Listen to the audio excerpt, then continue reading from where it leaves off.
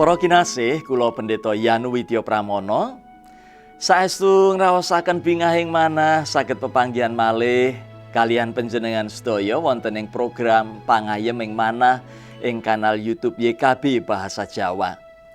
Para kinasih, saderengipun kita sami mirengaken sabda pangandikanipun Gusti, sumangga kita sowan wonten ing saklebeting pandonga. Duh Rama kasuwargan ingkang maha mirah, kawula ngucap syukur awit kasetyan paduka wonten ing gesang kawula. Gusti, kawula nyuwun anggen kawula nglampahi gesang menika keparenga tansah saged ngunjukaken kidung pamuji syukur dhateng paduka awit kasaenan paduka. Wonten ing Sang Kristus Yesus kawula marek matur saha nyuwun. Amin. Para kinasih, wedharing sabda dinten menika kapendhet saking buku renungan wasiat kanthi jejer ngidunga kunjuk Gusti. Dasaring sabda kapendhet saking Mazmur 98 ayat 1 ingkang mekaten suraosipun. Padha ngidungna kaluhurane Allah nganggo kidung anyar, merga pakaryane sing elok. Srana panguasane lan kasektene piyambak kang suci, panjenengane nedahake kaunggulane.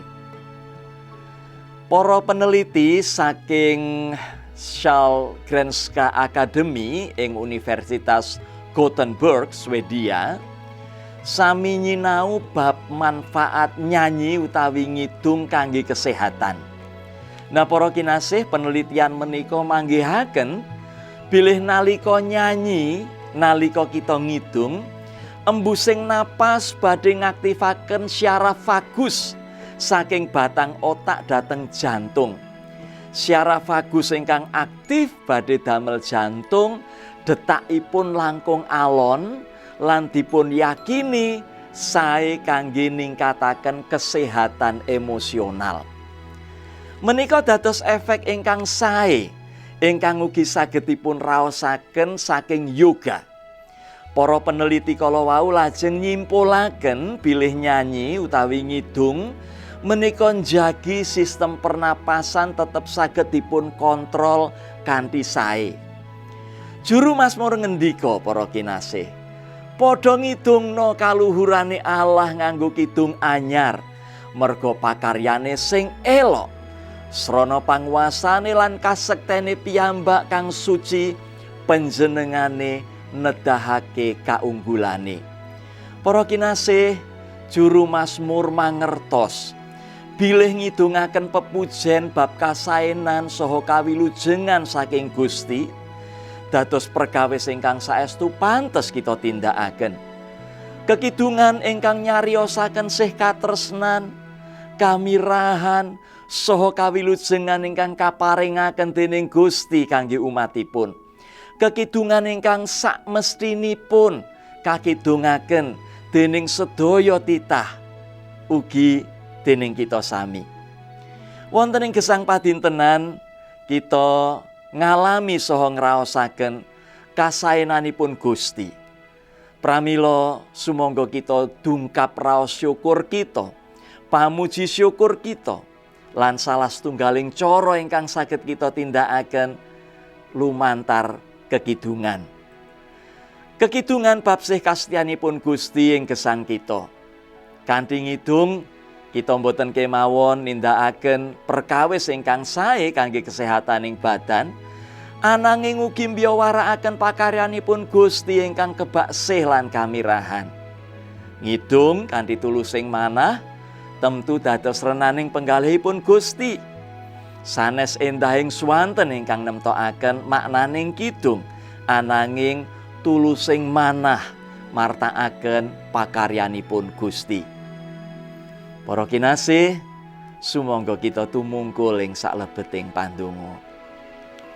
Gusti, keparenga kawula tansah paduka sagetaken ngidungaken kasaenan paduka ing gesang kawula. Kasaenan ingkang dados paseksi kangge kawula tumrap tiyang sanes bilih paduka Allah ingkang setya ngrimat gesang kawula wonten ing sih kamirahan paduka. Matur nuwun dohala wonten ing Sang Kristus Yesus kawula marek. Amin. Para kinasih, cekap semanten pangayeming manah dinten menika ngantos pinanggih malih ing episode candhaipun. Sumangga dipun subscribe, dipun like, saha dipun share utawi dipun sebaraken dhateng sederek sanes. Gusti Yesus tansah rumeksa lan tansah paring berkah.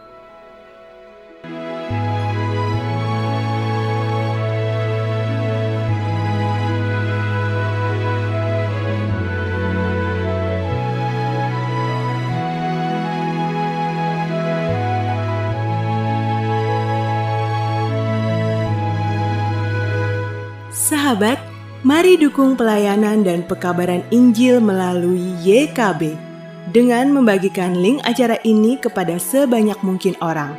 Dukungan juga dapat saudara lakukan dengan mentransfer dukungan finansial ke rekening BCA ke nomor 450 305 2990 450 305 2990 atas nama Yayasan Komunikasi Bersama.